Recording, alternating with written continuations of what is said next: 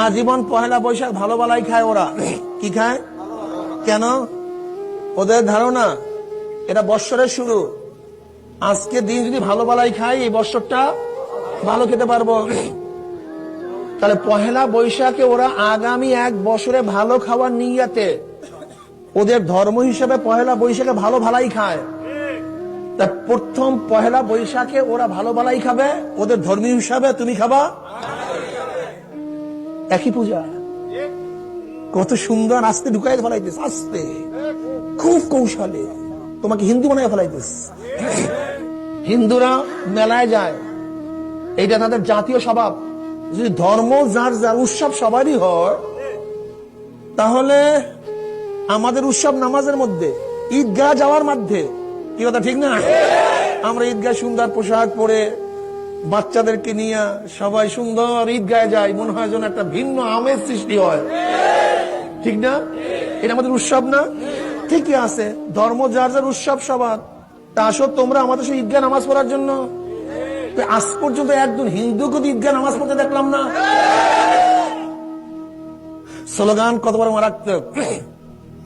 আজকে তোমাকে স্লোগানের মাধ্যমে ওই দুর্গার সামনে হাজির করার ব্যবস্থা করতেছে।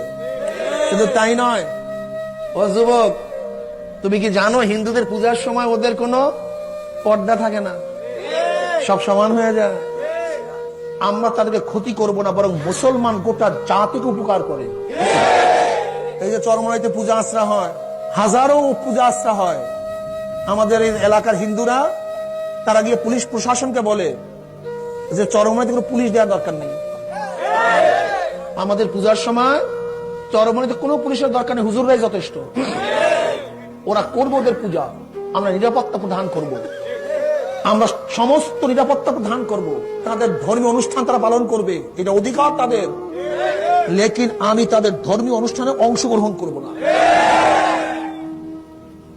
সব নিরাপত্তা প্রদান করব, লেকিন অংশগ্রহণ করব না। এর নাম মুসলমান। আজকে থেকে শুরু হয় নাই, নবী ইব্রাহিম থেকে। ওই যে নবী ইব্রাহিমের বাবা মূর্তি বিক্রি করার জন্য মেলায় যাইতেছিল, নবী ইব্রাহিম যায় নাই। হিন্দুদের জাতীয় সংস্কৃতির মেলা করা, ওরা মেলায় যাইবে ওদের সংস্কৃতি হিসাবে, তোমাকে মেলায় নিবে? কথা বলেন না কেন? কি ভাই, মিল আছে কি নাই? এটা বুঝতে হবে, আমাদের মাথার মধ্যে নিতে হবে, মাথার মধ্যে নিতে হবে। পহেলা বৈশাখের পোশাকগুলির উপরে কিছু ছবি থাকে, মসজিদের ছবি, কাবা শরীফের, কিসের ছবি? ঢোল, তবলা, একতারা, সারিন্দা। এ মুসলমানের বাচ্চা, ঢোল দিয়ে তোমরা ইবাদত করো? সারিন দিয়ে তোমরা ইবাদত করো? কারা ইবাদত করে? তা ওরা করবে হিন্দু হিসাবে, তুমি করবা? পদ্ধতি দেখছেন? মঙ্গল শোভাযাত্রা হবে, মঙ্গল শোভাযাত্রা। মঙ্গল মানে বুঝেন? কল্যাণ, বরকত।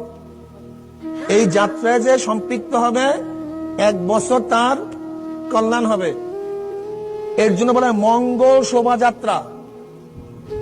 দেখবেন শোভাযাত্রায় পেশার ছবি থাকবে, ভূতমের ছবি থাকবে, কুমিরের ছবি থাকবে। এর কারণ কি? সবগুলো ওদের দেবদেবী। কুমির বলেন, পেঁচা বলেন, ফেচ্ছা বলেন, ভূতুম বলেন, সাপ বলেন, বাঘ বলেন, সব ওদের দেবদেবী। মনসা বলেন, মনসা, সব ওদের।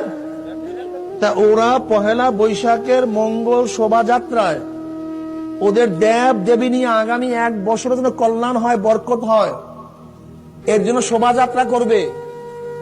জীবনভর হিন্দুরা মঙ্গল শোভাযাত্রা করছে, জীবনভর, আজকে না। ওরা জীবনভর মঙ্গল শোভাযাত্রা করছে ওদের ধর্মীয় সংস্কৃতি হিসাবে, আর একই পূজা তোমার দ্বারা করাইতেছে। এটা মুসলমানরা পালন করো। কপাল পোড়ার গোষ্ঠী, কপাল পোড়া।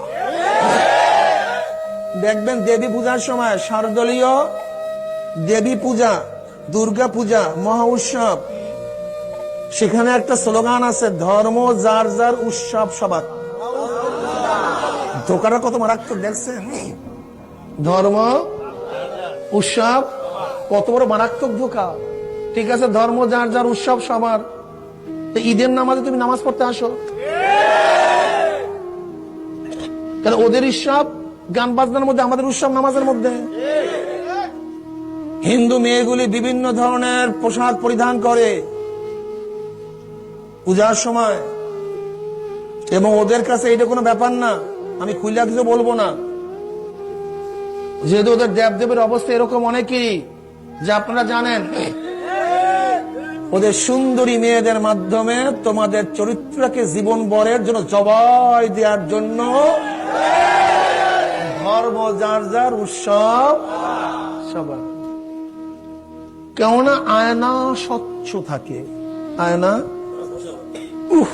ফুদান দেখবেন আয়না কিছু দেখা যায় না।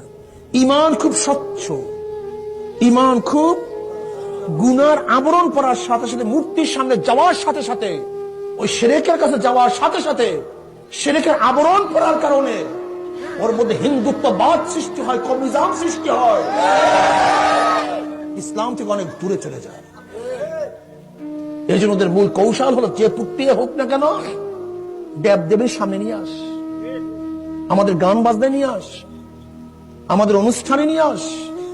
কমপক্ষে হিন্দু না হলেও কমপক্ষে মুসলমান থাকবে না, হিন্দু না হইলেও কমপক্ষে মুসলমান থাকবে না, সে কারবার বানায় দেবে। এই পহেলা বৈশাখ যে উদযাপন করবেন, আমার অনুরোধ থাকবে মুসলিম থেকে নামটা কাইটা নিয়েন, মুসলিম থেকে নিজের নামটা কাইটা তারপর ওই পূজায় যাইয়েন, একটা করেন, মুনাফিকি বাদ দেন, মুনাফিকি বাদ দেন। এর জন্য আমি বলবো, পহেলা বৈশাখকে কেন্দ্র করে কোন মুসলমানদের ঘরের মধ্যে পহেলা বৈশাখকে কেন্দ্র করে একটা ডিম ভাজাও হবে না। খা জন্মের খাওয়া খা, আগের দিন খা, পরের দিন খা, কিন্তু পহেলা বৈশাখকে কেন্দ্র করে না।